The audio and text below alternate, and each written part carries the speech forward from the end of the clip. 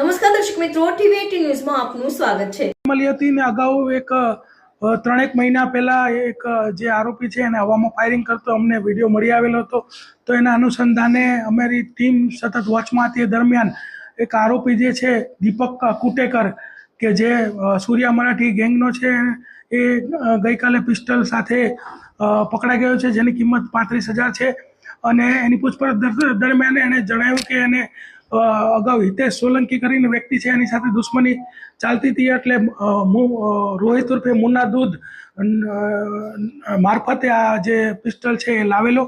અને મુન્નો દૂધ ઓલરેડી જેલમાં છે અને આ ગુનામાં પણ વોન્ટેડ છે અને આર્મ્સ એક્ટ કલમ 25(1) કે જેની આજીવન કેદની સજા છે એના અન્વયે જે છે ગુનો દાખલ કરેલો છે। આ આરોપી જે છે સૂર્યા મરાઠી ગેંગ સાથે સંકળાયેલો આરોપી છે અને ટોટલ અત્યાર સુધીમાં 21 ગુના છે। 4 વખત એની પાછા થયેલી છે અને 1 વખત તડીપાર થયેલો છે।